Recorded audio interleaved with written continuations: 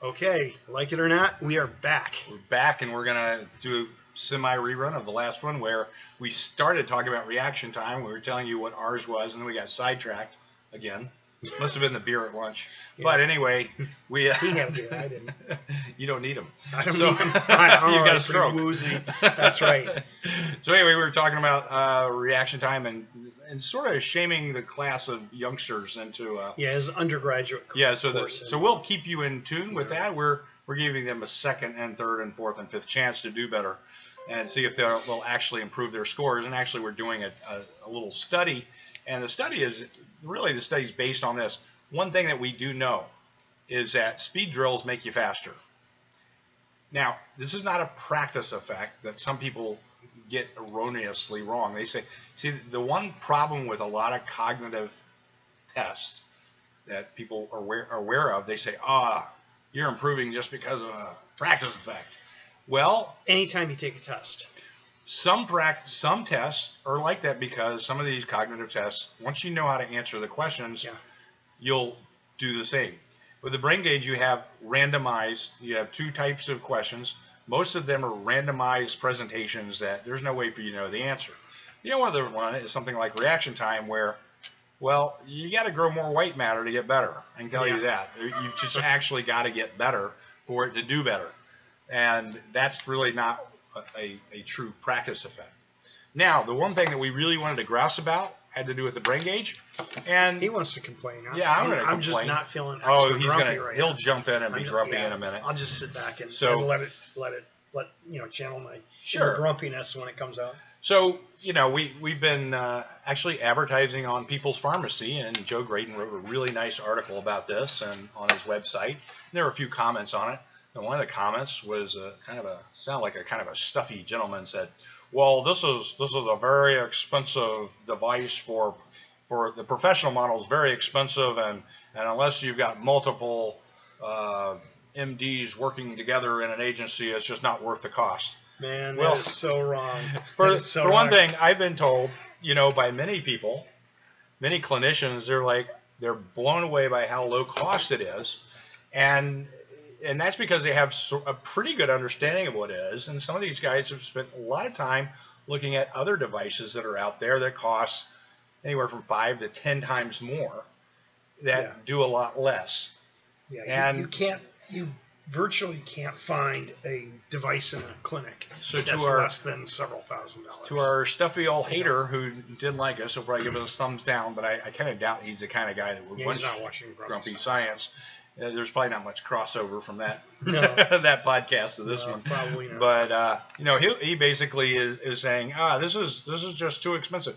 But we've had people say, no, I've compared this to other systems and they cost like $12,000 and yours is much cheaper. And it's about the cost of what, maybe 2 MRI sessions. What people get hung up on is they say, they think they're really I'm not paying that much for a computer mouse. Yeah, this is not a computer number mouse. One, this is not a computer mouse. It's shaped like a computer mouse. It's a neuroscience laboratory. And it's a $100,000 laboratory that's been crammed into one device, which is not just a device. It's a gateway or a door to 50 years of neuroscience research. That's how old we are.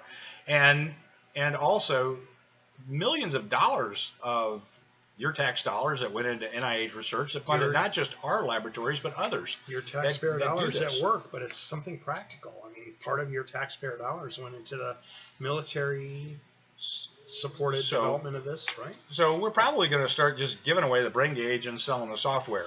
Yeah. It'll cost the same. Yeah. But just so people can't say, I'm not going to pay for that reduce the mouse. price of entry. Yeah. but what you're really getting when you buy something like the brain gauge, I mean, it's a precision mechanical instrument. That's what it is. Yeah. And it's got a very high speed interface, capability and buffering capability with a computer. But what you're really buying is 3 million lines of code. 3.5 million lines of software but it's tied, really complex analysis and 50 years of science. Right, and it ties into the science. And not only that, we're actually starting a research institute. Oh, yeah. Which you can tell them about that. So. Well, I'll let you tell him about it because you brought it up. So well, anyway, so I brought it up. Yeah. He didn't want to talk because he had a stroke. Yeah, that's right. That's my excuse. I'm just going to sit here and convalesce while my colleague Mark goes ahead. So the idea is that we're going to help out with a particular journal who needed technical capabilities. They have editorial staff. Journal, right? I guess we can. Journal of Comprehensive Integrative Medicine. Yeah. So basically, we're going to try to promote that journal.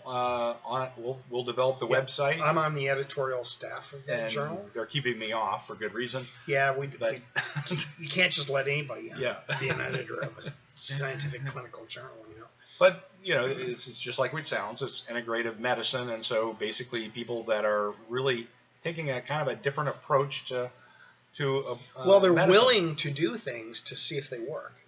Right. They're willing to make progress rather than sort of doing the same experiments over and over again and hoping that there will be a different outcome. But for those of you that aren't really aware of the publication process as it stands today and how it's morphed from what it used to be. And happily so. Yeah. Trust me, because part of our grumpiness arises from this publication process, such as it is. We're not going to just be grumpy. We're going to try to do something about it. Right. Well, there's a problem with actually, if you want to say something that's new and different and sort of, a sea change in science, it's very, very hard to get it published because there's a sort of a, well, first of all, there's anonymity in review. So people can review peer scientists can review your papers anonymously and they can just blackball you.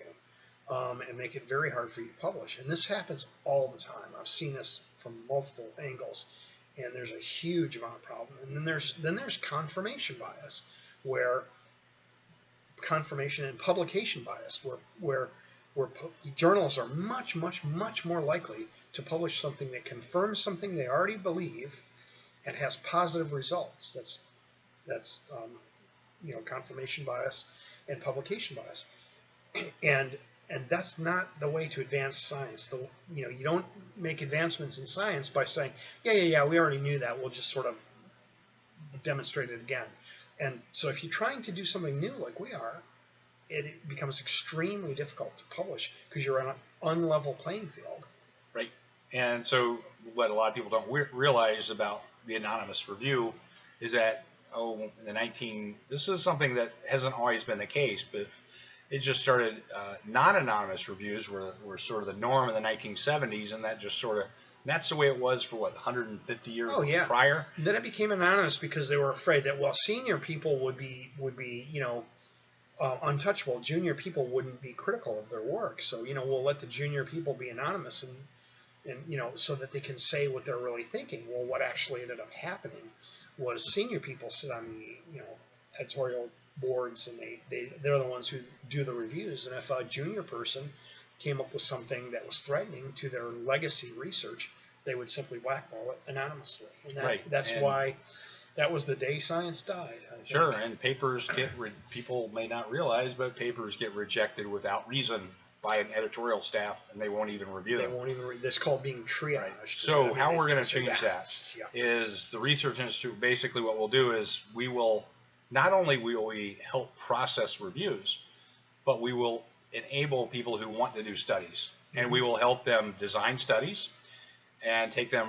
And basically, we're not going to push them around or anything or bully them, but if they want help in study design, because most clinicians who really would like to be involved in research have no experience in research.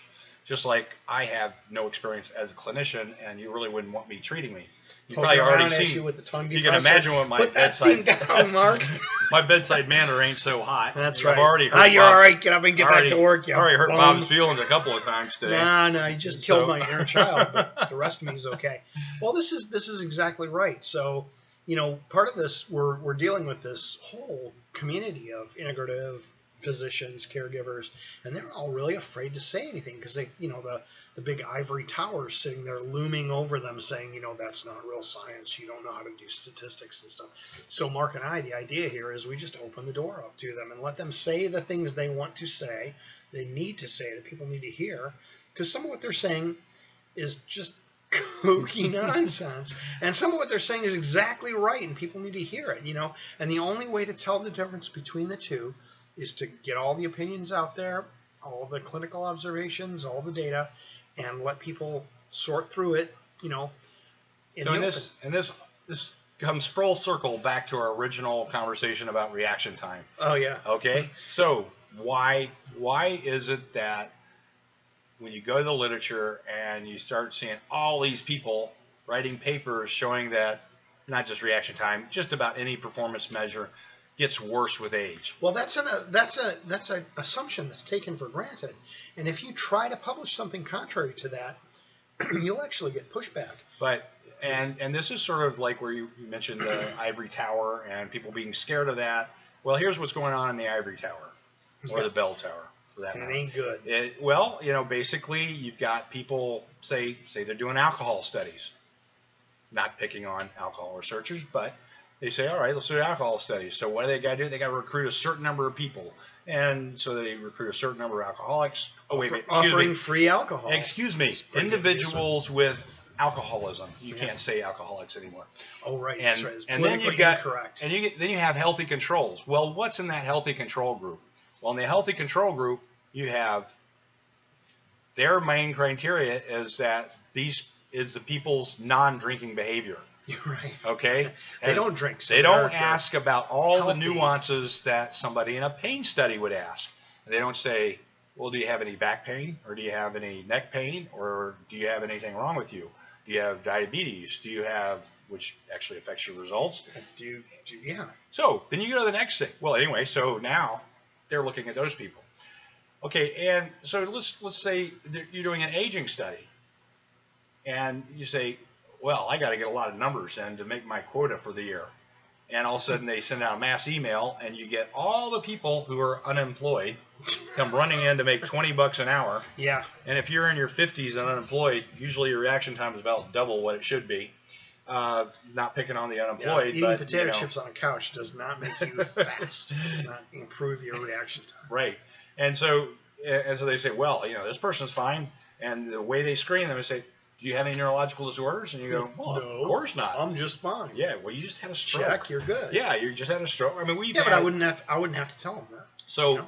Even in our research, we were doing a 3-step process. First, we would do the mass email, and then we would do a phone call and screen them over the phone, asking them, have you had this, this, this, and this? Then we'd have them come into the lab, and we had people come to the lab and say, well, do you have any neurological disorders? Which we've already asked them. Well, is MS considered a neurological disorder? Oh God! And the list is pretty long. MS,